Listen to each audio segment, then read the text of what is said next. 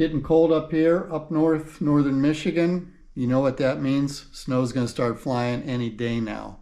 I am ready with my 2025 to do some serious snow removal. I'll just take you through how I get it set up, the things that I do to get it ready to start clearing the snow up here.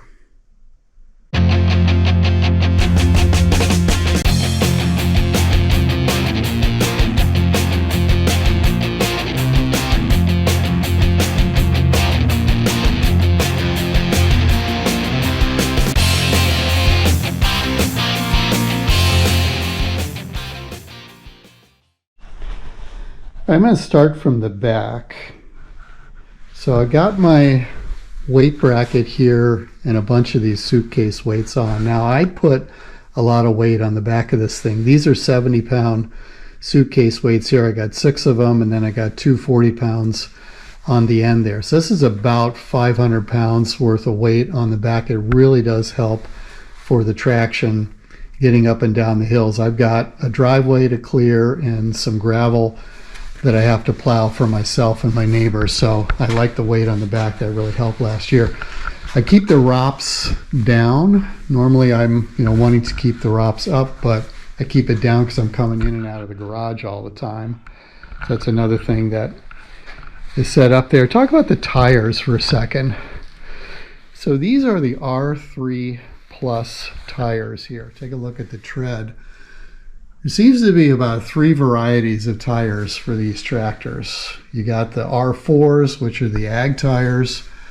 You got the turf tires, which are for the lawn, and then you got this, which is something in the middle. Now, when I got this tractor, I was originally ordering the R4 tires, thinking, well, they should be good in snow, they should be good in the land that I have to work with the mower and such. But as it turns out, my dealer said, hey, the R4s aren't in stock. Why don't you try something that's a little different? It's this R3 Plus, and actually he did me a solid because these are really nice tires. It gives great traction in the snow.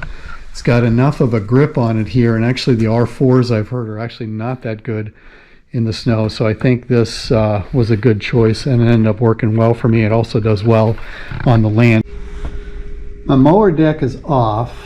I did another video about how to take off the mower deck and put it away, because you want that clearance there, and you also want this bracket up as high as possible.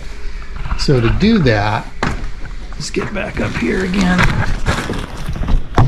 You've got this setting here to remove the mower deck. That's the top setting there. Once the deck is off, raise that rock shaft lever, your 3-point hitch lever, all the way up, and then turn this dial all the way around to 5 here. That'll pull up that bracket as high as possible, get it out of the way, because you don't need this setting here until you're ready to put that mower deck back on. Coming around the front, I got weights on the front as well. So these are little 40-pound weights. They just sit right on top of this bracket that's here. So 5 of them, that's 200 pounds. Again, it helps to get the weight on this for traction. I have the same tire on the front here. These are R3 Plus with a little bit of tread on there. Worked really great for me last winter. Here's the thing that really does the work getting the snow out of the way.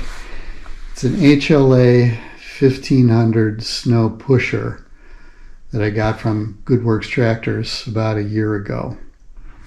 So a Snowpusher, if you don't know about, it's different than a blade. It's kind of got a backward scoop here. As you push forward, the snow is going to accumulate, so I turn over. You go forward, push it forward with the tractor, then just move it up with the loader as you get it into piles. Actually organize the snow really well. It's got sidewalls here, so it's going to keep the snow contained in there versus a plow or a blade which is going to push it to one side or the other. It's got this rubberized bottom here, which is an option that you can get on it, and I definitely would recommend this. It does cost a bit of money, but otherwise you're going to be scraping your driveway, scraping gravel if you got that with a hard surface here. I think that's really going to be hard on. This thick rubber does a nice job of protecting against that. You also got it on the sides as well. This piece is kind of cocked up here a little bit, but it's the same kind of hard rubber that's adjustable with these nuts here if you need to, raise it or lower it a little bit, but that does protect the driveway really well. There's another part to the Snowpusher that you can get. I didn't get it because it was really expensive. I think it was like $600-700 more.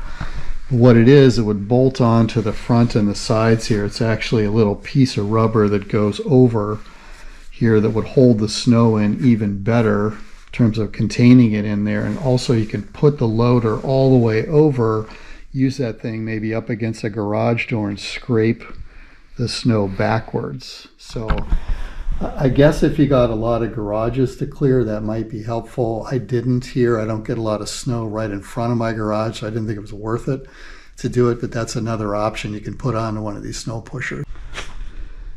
Also keep the bucket ready, because I can put that thing on at any time. You do need the bucket from time to time to move the piles after they get pushed up. And I'll just replace the Snowpusher with the bucket when I need to do that. So that's it for this one. Snow's coming, ready for it, no problem. I say, bring it on.